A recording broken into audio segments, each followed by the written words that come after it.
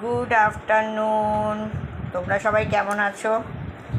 অনেক দিন পর লাইভের ভিডিওটা নিয়ে এলাম। লাইভ নয়, জাস্ট একটা ছোট্ট শর্ট ভিডিও করব।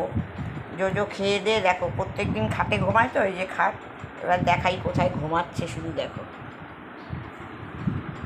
এই দেখো, খুব গরম পড়েছে জানো কলকাতায়, আর আমার ঘরে তো কোনো এসি নেই, যার জন্য খুব অসুবিধা, ভীষণ কষ্ট হয় গো।